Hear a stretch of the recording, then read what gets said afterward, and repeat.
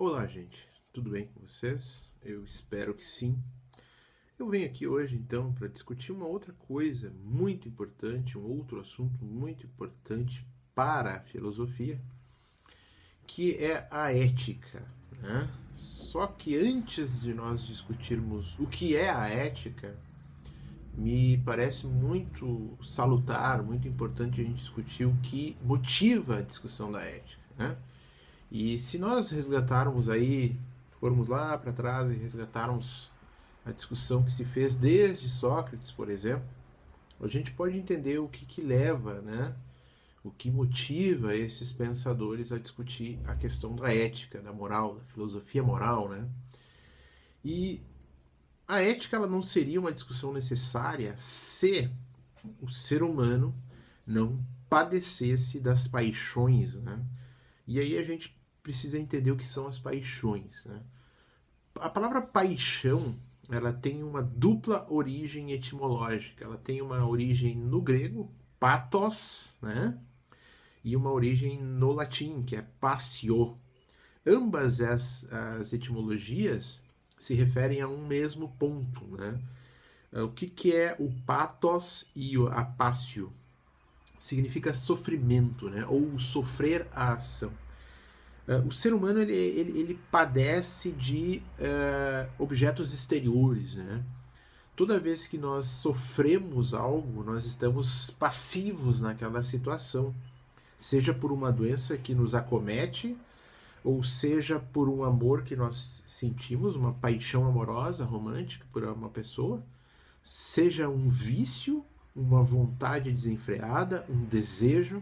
A paixão é toda vez que nós somos passivos em uma situação em que nós não temos um controle adequado daquela situação, porque nós estamos sofrendo a ação externa de um objeto ou de alguém.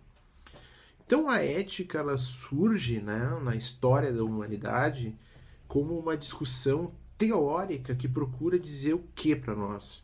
Ela procura estabelecer alguns padrões gerais, algumas linhas gerais de como a conduta humana deveria se pautar, né? E se nós pegarmos, por exemplo, já na Grécia Antiga, nós temos aí os grandes primeiros pensadores que vão tentar discutir que padrões deveriam ser aceitos universalmente, né? Nós vamos ter Sócrates, Platão, Aristóteles, mas o que é importante da gente ressaltar já de início é o seguinte: desde a sua origem, a discussão da ética se centra num ponto em comum. Quais devem ser os princípios gerais que vão pautar a conduta humana? Então, toda a discussão ética é em cima disso, né? Qual poderia ser o princípio universalmente aceito para a conduta humana? Ou quais deveriam ser os princípios que podem ser universalmente aceitos em termos de como a conduta humana deveria guiar-se, né? O que não é tão simples assim, porque ao longo da história, quando nós estudamos um pouco de história da filosofia, nós vamos perceber que de Sócrates para cá, ou seja, mais ou menos 25 séculos, né? Praticamente 25 séculos, nós vamos ter uma gama de tentativas de responder a essa pergunta. Qual é a conduta adequada, né? Qual é a conduta recomendável? Para Sócrates, né? Como para Platão, para Platão tardio, o velho Platão, né? O Platão, um médio Platão, por assim dizer, o Platão maduro, a que pensava exatamente, praticamente o que o mestre Sócrates pensava, nós precisamos, por meio do diálogo, exercitando a dialética, que é a confrontação entre tese, antítese e síntese, né?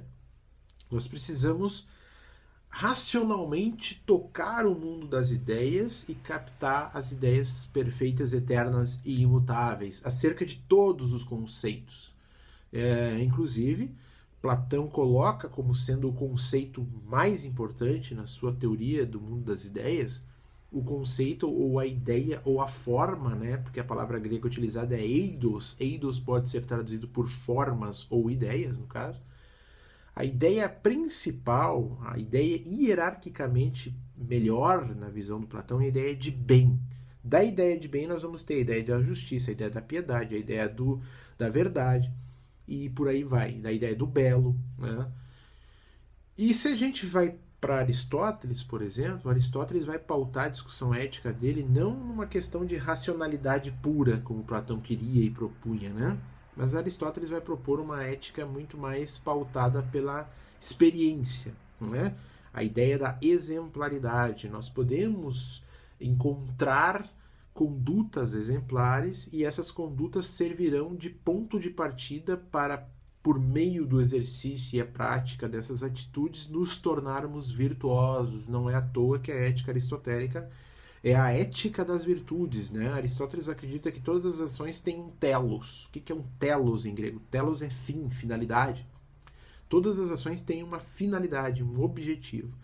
E o objetivo, segundo Aristóteles, é o sumo bem. O que é o sumo bem para um grego como Aristóteles, né? É encontrar a tal da vida boa ou vida digna, né?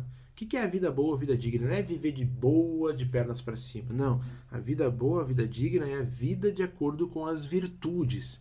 Aí vem a pergunta, mas o que é uma virtude para Aristóteles? A virtude para Aristóteles, que se traduz pela palavra areté em grego, seria um meio termo, né? Imaginem que a gente tem um círculo e agir virtuosamente para Aristóteles é quando a nossa ação consegue encontrar um meio termo entre um extremo do excesso e o extremo da carência. Aí nós já temos uma grande discussão, então, né?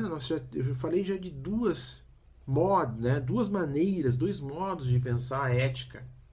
Uma maneira voltada para a racionalidade, para o racionalismo, que é a maneira platônica, né? E uma maneira voltada para a experiência, que é a maneira aristotélica de pensar a ética. Eu espero que essa aula ou essa conversa inicial sobre a ética e as paixões humanas tenha ajudado.